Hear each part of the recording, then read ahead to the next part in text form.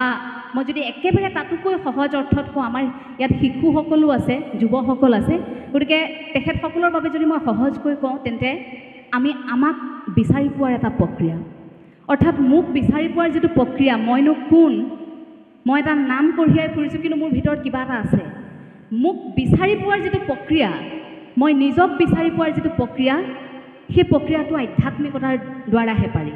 গতিকে সেই প্ৰক্ৰিয়াটোকে আমি আধ্যাত্মিকতা বুলি এটা নাম দি লওঁ।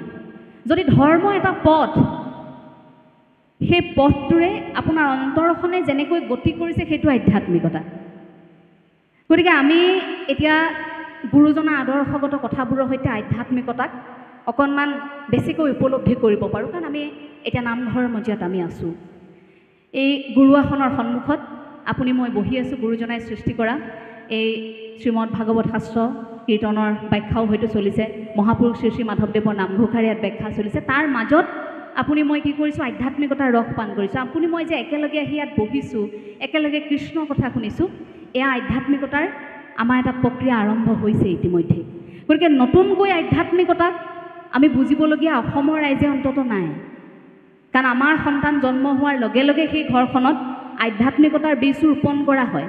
শিশু অৱস্থাৰ পৰাই আমাৰ সন্তানে দেখে আধ্যাত্মিকতা কি, আৰু একেবাৰে মৃত্যুৰ সময়লৈকে, কাৰণ সেই সময়টো আমাক কি কোৱা হয়, ঈশ্বৰৰ নাম লোৱা বুলি আমাক কোৱা হয়। গতিকে সেই সময়খিনিতো আমাক ঈশ্বৰৰ নাম ল'বলৈ কোৱা হয়, অৰ্থাৎ আমি সেই বিষয়বস্তুৰ সৈতে জড়িতই।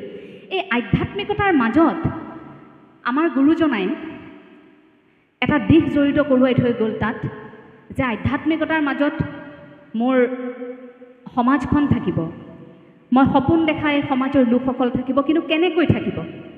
আধ্যাত্মিকতাৰ মাজত থাকিলেও তেখেতসকলক মইতো এটা স্থান দি থৈ যাব লাগিব, এঠাইততো বহিব লাগিব, কাৰোবাৰ কথাটো চিন্তা কৰিব লাগিব নে, ইয়ালৈ আহি কাৰ কথা কোনে চিন্তা কৰিব? গতিকে সেইবাবে হয়তো গুৰুজনাই সেই একদেও একসেও একবিনে নাইকেও সেই যে এক ঈশ্বৰবাদৰ ধাৰণাটো আৰম্ভ কৰিলে। আমি সাধাৰণতে ভাবি থাকোঁ যে গুৰুজনাই ধৰ্ম প্ৰচাৰ কৰিবলৈ নামঘৰ প্ৰতিষ্ঠা কৰিলে, ধৰ্ম প্ৰচাৰ কৰিবলৈ হয়তো নাট ৰচনা কৰিলে, ধৰ্ম প্ৰচাৰ কৰিবলৈ হয়তো গুৰুজনাই সংস্কৃতিৰ যিবোৰ সৃষ্টি কৰিলে, অনবদ্য উপাদান আমালৈ আগবঢ়াই থৈ গ'ল, সেইখিনি ধৰ্ম প্ৰচাৰ কৰিবলৈহে কৰিলে।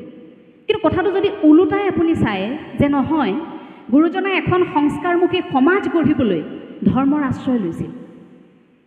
নহ'লে চৈতন্যদেৱৰ দৰে বা আন আন যিসকল ধৰ্মৰ পুৰুষ আছে সেইসকলৰ দৰে আমাৰ গুৰুজনায়ো তেনেধৰণৰ এভাগ দৰ্শন শাস্ত্ৰ উলিয়াই, এটা নিৰ্দিষ্ট ধৰ্ম উলিয়াই সেই ধৰ্মটোতে আমাৰ ৰাইজক থাকিবলৈকে বাকীখিনি কাম কাজ নকৰিবও পাৰিলেহেঁতেন। কিন্তু নহয়, এখন সংস্কাৰমুখী সমাজৰ কথা চিন্তা কৰিছিল, য'ত আধ্যাত্মিকতা থাকিব, য'ত নতুন